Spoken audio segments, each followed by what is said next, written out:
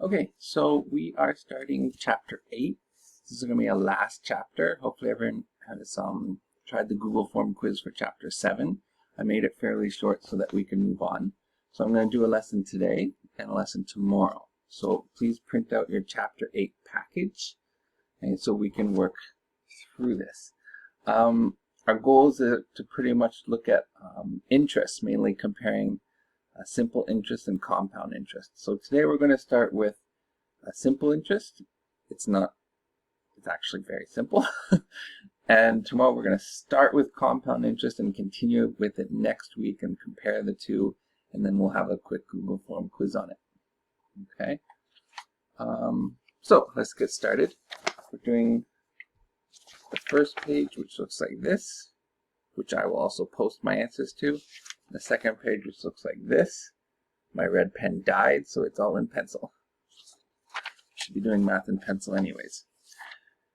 All right, so the first one, now we have actually kind of already introduced these concepts because when we're dealing with finances, we're dealing with a lot of exponential functions. And I have sort of gone over with you how to convert from a percentage to a decimal form. So let's look at an example. The one on the page says, that one doesn't work. It says 64%. Okay, so we have 64%. How do we change that into decimal? You can try on your calculator. I can even show you. Right. So everyone should have a percent button on your calculator. Right? Mine's right there. It's in yellow, so I'm going to have to hit the shift button on mine. Some people's shift button is second function. So I will just go 64, second function, where'd it go? There, percent there.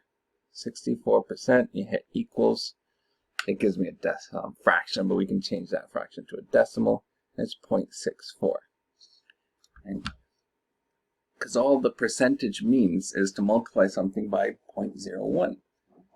And a percentage between 0 and 100% is always between 0 and 1. 0 is 0% and 1 is 100%.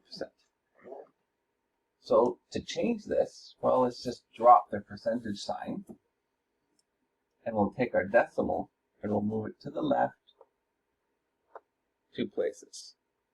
So this will be 0.64. So 64% is the same as 0.64.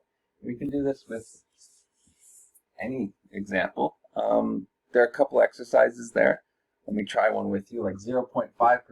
That's a very small percentage. Okay, but of course when you're dealing with things like interest, you might be dealing with 0.5%. So get rid of this, move the decimal over 2 places, and you have 0.005.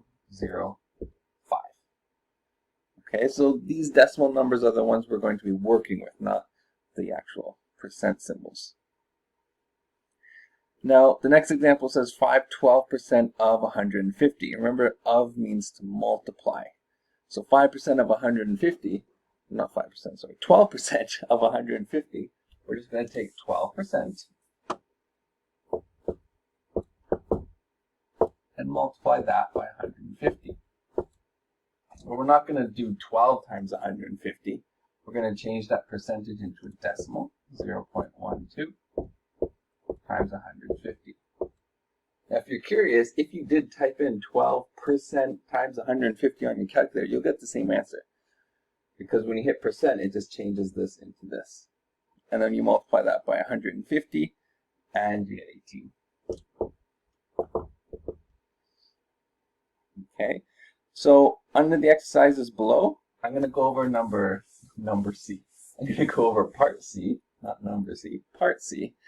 Okay? And it says find the total cost including HST on a compact disc that costs $16.99. What compact disc? Let's say iTunes movie that costs $16.99. So to do that, right, you have something that costs $16.99. Now let's say tax is 13%. Well, if you multiply that by 13%, 13% would be 0.13. So if you do that, you can do 1699 times 0.13, get 2.21. So that equals, okay. Now obviously your iTunes movie does not cost $2.21. It didn't go down, it's supposed to go up, right? Taxes are supposed to make things go up. So what we have to do, this simply tells us what 13% is of that. But now we have to add it to that. So we need to add the original 1699, right? Plus 1699. Now if you do that, then you end up with $19.20. And that's what the movie would cost with tax. There's actually a shortcut you can do here. I'll just show you this if you're curious. You can imagine this as being multiplied by 1, whereas this is being multiplied by 0.13. And you can factor out the 1699. So you can get 1699 times by 0.13 plus 1. And that gives you 1699 times 1.13. So if you want to quickly be able to calculate tax on anything, well, you all walk around now with calculators because you have your cell phones. And you can just do 1699 times 1.13, right? Like that. And that'll tell you the price with tax. Okay, it's a really quick way of figuring out what it would be with tax. All right. So turning the page over, we're going to talk about simple interest.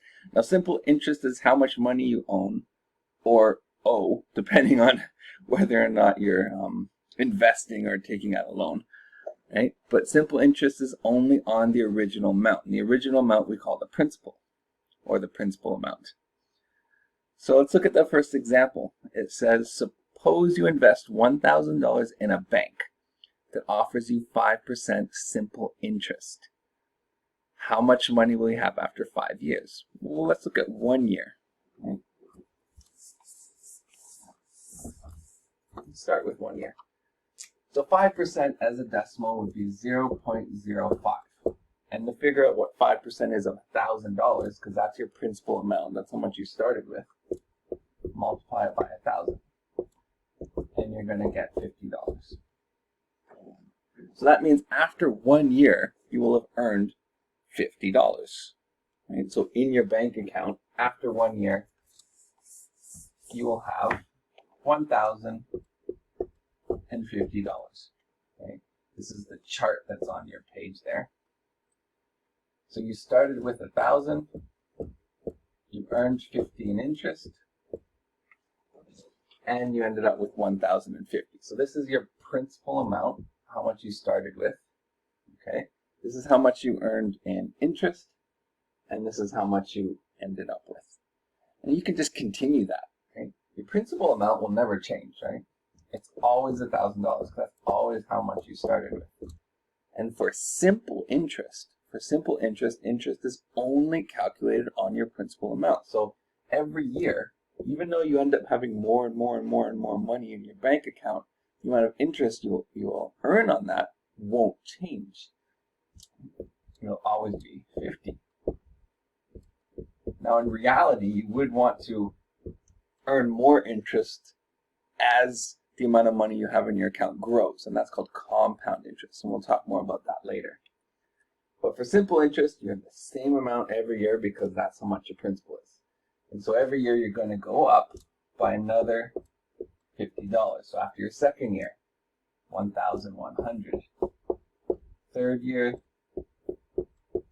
fourth year, and fifth year. So after 5 years, you'll have $1,250.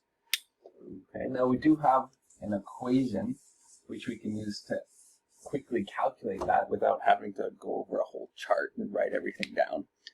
Okay, it is the interest that you earn equals your principal amount, how much you started with, times your rate. in our case it was 5% or 0.05 times the amount of time, right? In our case, 5 years. Right, so in our case, we earned $250. We went from 1,000 to 1,250. And we could have just used this equation where we would have our principal amount, which is 1,000, times our rate, which was 0.05, times our time, which was 5 years. Plug that into your calculator, you will get $250, which was our interest earned. If you want to know how much you have in your bank account, you need to add that to your principal. In a very similar way in which we calculated tax on our iTunes movies. Okay, so that's simple interest. Tomorrow we'll start compound interest, and we'll see how that goes. All right, see you tomorrow.